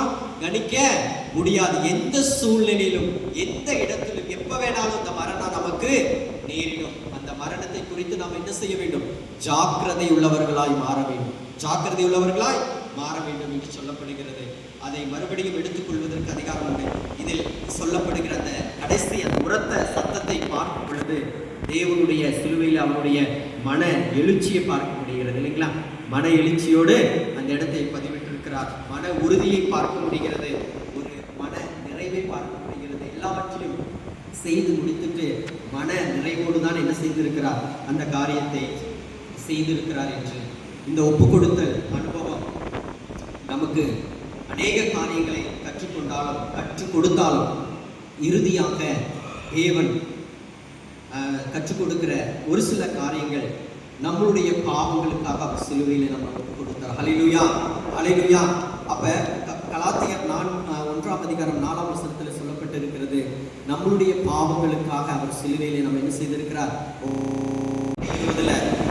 அவருக்காக நாம் வாழும்படியாக அவர் சிலுவையில் ஒப்பு கொடுத்திருக்கார். ஹல்லேலூயா. மூன்றாவதாக எபேசியர் 5ஆம் அதிகாரம் 2ஆம் வசனம், நம்மிடத்தில் அவர் அன்பு கூர்ந்ததுனால, நம்ம மேல அவர் பிரிய வச்சிருக்கிறதுனால நம்மளை அவர் என்ன செய்திருக்காரு, பிள்ளைகளாக ஏற்றுக்கொண்டதுனால நமக்காக தான் அவர் என்ன செய்திருக்கிறார், சிலுவையில அவர் என்ன செய்திருக்க ஒப்பு கொடுத்திருக்கிறார். தீத்து 2ஆம் அதிகாரம் 14ஆம் வசனத்தில் சொல்லப்பட்டு இருக்கிறது, நம்மை சுத்திகரிப்பதற்காக அவர் ஒப்பு கொடுத்தார். மரண நேரத்தில் அவர் செய்த இந்த காரியம், பிதாவே உம்முடைய கரங்களில் என் ஆவியை ஒப்பு கொடுக்கிறேன் என்கிற வார்த்தை ஒரு ஜெபம் என்று சொல்லப்படுகிறது. வாழ்நாள் முழுவதும் ஜெபித்து கொண்டிருந்த தேவன் இறுதி நேரத்திலும் ஒரு ஜெபத்தை செய்துதான் முடித்திருக்கிறார் என்று நாம் பார்க்கிறோம். பிதாவை நோக்கி முதலாம் வார்த்தையில் பிதாவே என்று சொன்னார், கடைசியாக முடிக்கும் பொழுதும் பிதாவே என்று அந்த மரண நேரத்திலும் பிதாவினுடைய கருத்தில் தேவனுடைய ஆவியை ஒப்பு கொடுத்திருக்கிறார் என்று நாம் பார்த்தோம். அருமையான தேவ பிள்ளைகளே, இந்த காரியங்கள் எல்லாம் கேட்டுவிட்டு இது அப்படியே நாம் விட்டுவிடக்கூடாது. தேவனுடைய அன்பில் நாம் கட்டப்பட வேண்டும். தேவனுடைய நற்செய்தியை அறிவிக்கிறவர்களாக நீங்களும் நான் என்ன செய்ய வேண்டும், மாற வேண்டும். தேவனுடைய நற்கிரியைகளை செய்வதற்கு நாம் உடனே என்ன செய்ய வேண்டும், புறப்பட வேண்டும். வாழ்க்கையில் வெற்றி பெறுவதற்கான காரியங்களை நாம் பார்க்க வேண்டும் என்றால் ஒப்பு கொடுத்தல் அனுபவம் நமக்கு இருக்க வேண்டும். விசுவாசத்தில் உறுதிப்பட வேண்டும், நம்பிக்கையிலே பலப்பட வேண்டும், பிதாவினிடத்தில் ஐக்கியப்பட வேண்டும், பரிசுத்த ஆவியானவர் துணையோடு வாழ்க்கையை அமைத்துக் கொள்ள வேண்டும், பரலோக ராஜ்யத்தை சுதந்திரிக்க வேண்டும். இதற்காக தான் தேவனாகிய கர்த்தர் என்ன செய்திருக்காருங்க, கிறிஸ்து இயேசு சிலுவையிலே ஜீவனை விட்டார் என்று. ஆமென், ஆமென், அல்லேலூயா சொல்லுங்களேன், அல்லேலூயா. எத்தனை பேருக்கு இந்த வார்த்தை புரிஞ்சுதுங்க? ஆமென் சொல்லுங்களேன், ஆமென் சொல்லுங்க. ஒரு 20 நிமிஷம் நான் பேசியிருந்தாலும் இந்த வார்த்தைகள் என்ன செய்ய, கிரியை செய்கிற வார்த்தைகளாக இருக்கிறது. ஹல்லேலூயா, ஹல்லேலூயா. அவருடைய ஒப்புவித்தல் அனுபவம் இன்றைய நாளிலே நாம் என்ன செய்ய வேண்டும் என்றால், நாம் அந்த ஒப்புவித்தல் அனுபவத்திற்கு நேராக நம்முடைய சிந்தனைகளை நாம் திருப்ப வேண்டும், நம்மை அர்ப்பணிக்க வேண்டும். தேவ சமூகத்தில் இன்றைக்கு ஒரு தீர்மானம் எடுக்க வேண்டும். கிறிஸ்து எப்படியாய் அர்ப்பணித்து அவர் ஒரு வாழ்வை வாழ்ந்தார், அதே போல நீங்களும் நான் என்ன செய்ய வேண்டும், அர்ப்பணிப்பு உள்ள உடையவர்களாக நாம் மாற வேண்டும். எத்தனை பேர் அர்ப்பணிக்கிறீங்க, நீங்க ஒப்பு கொடுக்குறீங்க? ஹல்லேலூயா, ஆமென் சொல்லுங்களேன். கரத்தை தட்டி தேவனுடைய நாமத்தை மகிமைப்படுத்துங்க. ஆண்டவரே, இன்றைக்கு நான் என்ன செய்கிறேன், என்னுடைய ஆவியாத்ம சரீரத்தை நானே அர்ப்பணிக்கிறேன். இந்த சிலுவை பாடுகளை நான் என்ன செய்கிறேன், ஒவ்வொரு நாளும் நான் நினைத்து பார்க்கிறேன். நீர் எப்படி அந்த சிலுவையை சுமந்தீர், அதே போல என் தோள்களிலே நான் என்ன செய்ய போகிறேன், சுமக்க போகிறேன் என்கிற அர்ப்பணிப்பு ஒப்புவித்தல் நம்மளுடைய வாழ்க்கையில் இன்னைக்கு நடக்கணுங்க. யாரும் இன்னைக்கு என்ன செய்த, இந்த இடத்துல ஐயா சொன்ன மாதிரி அநேக கிறிஸ்தவ குடும்பங்கள் இந்த இடத்துல இருந்தாலும் தேவனாகிய கர்த்தர் எல்லாத்தையும் அழைச்சிட்டு வரலீங்க, உங்களையும் என்னையும் தான் அழைச்சிட்டு வந்திருக்காரு. எதற்காக என்று சொன்னால், நாம யாருன்னு கேட்டீங்க, வி ஆர் ஸ்பெஷலைஸ்ட் ஒன். நம்ம யாருங்க, சிறப்பு வாய்ந்தவர்கள், ஸ்பெஷலானவங்க. இந்த வார்த்தையை கேட்பதற்கு, இந்த வார்த்தையை தியானிப்பதற்கு தேவன் உங்களுக்கும் எனக்கும் தான் இந்த பாக்கியத்தை கொடுத்திருக்காரு. இன்னைக்கு அல்லேலூயா, அல்லேலூயா. எல்லாருக்கும் இந்த பாக்கியத்தை கொடுக்கல. இந்த வார்த்தையை கேட்ட உங்களுடைய வாழ்க்கையில இன்றைய நாளிலிருந்து எவனா எழுதி வைத்துக் கொள்ளுங்கள். தேவன் மிகப்பெரிய ஒரு அற்புதத்தை செய்ய போகிறார். அல்லேலூயா. ஒரு மாற்றத்தை உண்டு பண்ண போகிறார். நம்மளுடைய தனிப்பட்ட வாழ்க்கையிலும் சரி, நம்மளுடைய ஊழியத்திலும் சரி, நம்மளுடைய வேலை காரியங்கள் ஆகட்டும், நம்ம கையிட்டு செய்கிற எல்லா காரியங்களிலும் கர்த்தர் என்ன செய்ய போகிறார், ஒரு பெரிய அற்புதத்தை செய்ய போகிறார். அதற்காக செய்ய வேண்டிய ஒரே காரியம், அந்த அர்ப்பணிப்புக்கு நேராக நம்ம என்ன செய்ய வேண்டும், திருப்ப வேண்டும். தேவ சமூகத்தில் நம் கண்களை மூடி நாம் ஜெபிப்போம்.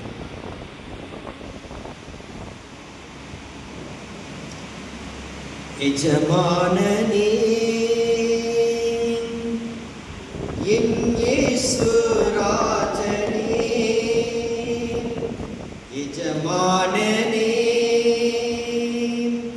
என் இயேசு ராஜனே, என்னவெல்லாம் ஏக்கமெல்லாம் சித்தம் செய்வதுதானே, என்னவெல்லாம் ஏக்கமெல்லாம்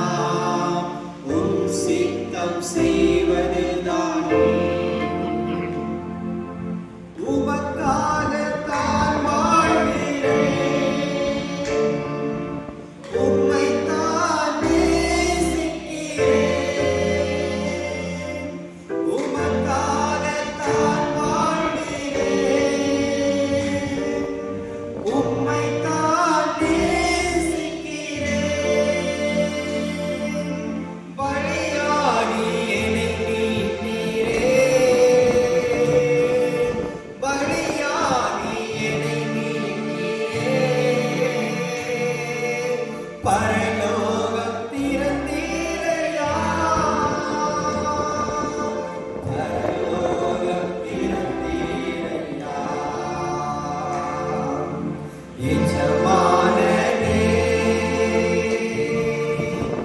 என் இயேசு ராஜனே,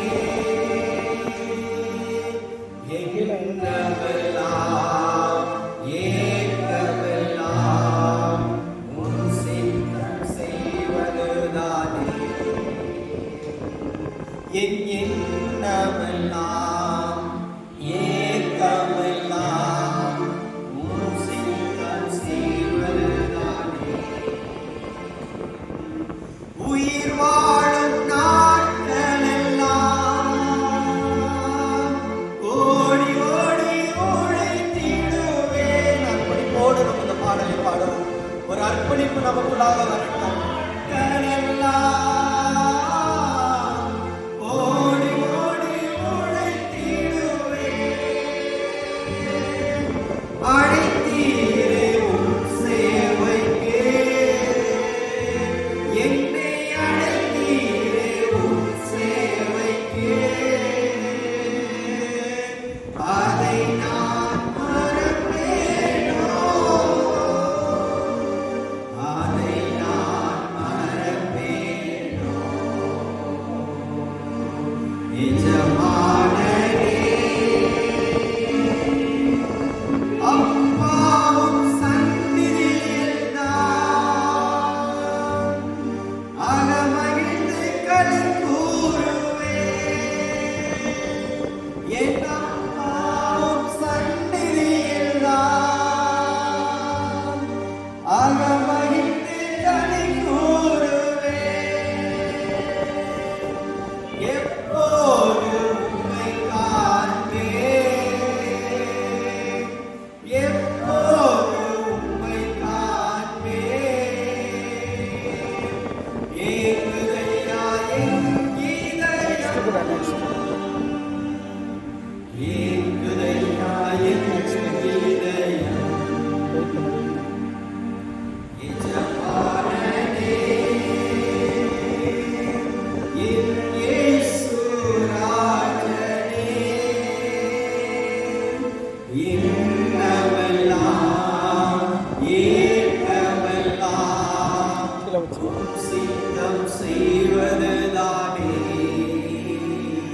என் எண்ணமெல்லாம் என் ஏக்கமெல்லாம் உம் சித்தம் செய்வதுதானே. எஜமானனே,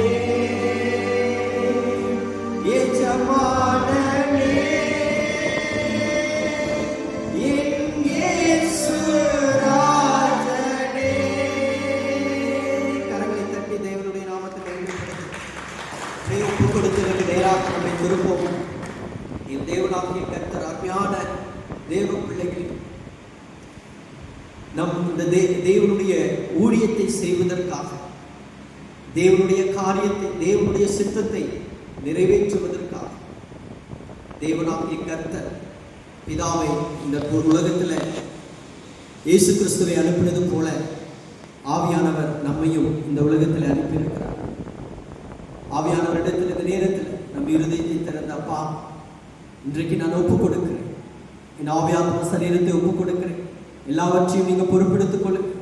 இனி என்னுடைய வாழ்நாள் முழுவதும் உமக்கு பிரியமானவனா, உனக்கு பிரியமானவனா, உம்முடைய சித்தத்தை செய்கிறவனா, உம்முடைய ஊழியத்தை நிறைவேற்றுகிறவனாய் நீர் கொடுத்த இந்த சரீரத்தில் இருக்கிற ஒவ்வொரு அவயங்களும் உமக்கு பயன்படும்படியாக நான் என்ன செய்ய போகிறேன், இனிமேல் என்னுடைய வாழ்க்கையை நான் அமைத்துக் கொள்ளப் போகிறேன் என்கிற தீர்மானத்தோடு நாம் ஜெபிப்போம். கர்த்தர் பெரிய காரியங்களை செய்வார். அன்பின் பரலோக பிதாவே, இந்த நேரத்திற்காக உமக்கு நான் நன்றி செலுத்துகிறேன். ஆவியானவருடைய ஒத்துழைப்போடு அடியனை நீர் மறைத்து உம்முடைய வார்த்தைகளை நான் பகிர்ந்து கொள்ளும்படியாக தேவனாகிய கர்த்தர் அடியனுக்கு பாராட்டின இந்த கிருபைகளுக்காக உமக்கு நான் நன்றி செலுத்துகிறேன். அப்பா, இந்த வார்த்தைகளை தேவனாகிய கர்த்தர் உம்முடைய நாமத்தினாலே அப்பா உம்முடைய ஊழியத்தை செய்கிற உமது அடியேன் அருமையான பிள்ளைகளுடைய இருதயத்தில் இன்றைக்கு நான் விதைத்திருக்கிறேன். இந்த விதையானது நன்றாக வேரூன்றி அது ஒரு விருட்சமாக வளர்ந்து நல்ல செழித்த ஆண்டவரே, நீர்ப்பாய்ச்சலான தோட்டத்திலே நாட்டப்பட்ட மரம் எப்படி செழித்து வளருகிறதோ அதே போல பிள்ளைகளுடைய இனி வரக்கூடிய நாட்கள் ஒரு செழிப்பின் நாட்களாய் ஒரு அபிஷேகம் பண்ணப்பட்ட, ஒரு அங்கீகாரம் கொடுக்கப்பட்ட ஒரு வாழ்க்கையாய் இனி வரக்கூடிய நாட்கள் பிள்ளைகளுக்கு சமாதானத்தையும் சந்தோஷத்தையும் கொடுக்கிற நாட்களாய் மாறுபடியாக தேவன் அனுக்கிரகம் பாராட்ட வேண்டுமாய் அப்பாவின் கருத்துல நான் ஒப்பு கொடுத்து ஜெபிக்கிறேன். கர்த்தர் பெரிய காரியங்களை செய்யுங்க, காத்துக்கொள்ளுங்க. சிறப்பாக ஆண்டவரே இந்த கிறிஸ்டியன் கம்யூனிட்டி இந்த பிரேயர் செல்லுக்காக உடைய சமூகத்துல வருகிறேன். தேவனாகிய கர்த்தர் எல்லா வாய்ப்புகளையும் நீர் செய்து கொடுத்திருக்கிறீர் ஆண்டவரே. உம்முடைய நாமம் மகிமைப்படும்படியாக இந்த ஊழியமானது ஆண்டவரே 1 10 100 செழித்து ஆண்டவரே வளர்ந்து இந்த இடத்துல ஒரு பெரிய அசைவை என் தேவன் உண்டு பண்ணும்படியாக இந்த ஊழியத்தை நீர் எடுத்து பயன்படுத்த வேண்டுமாய் அப்பாவின் கருத்துல நாங்கள் ஒப்புக் கொடுக்கிறோம். பெரிய காரியங்களை செய்ய காத்துக்கொள்ளும், பலப்படுத்தும் வழி நடத்தும் இயேசுவின் கருத்தில் ஒப்புக் கொடுக்கிறேன். ஜீவனுள்ள நல்ல பிதாவே, ஆமென், ஆமென். Praise the Lord.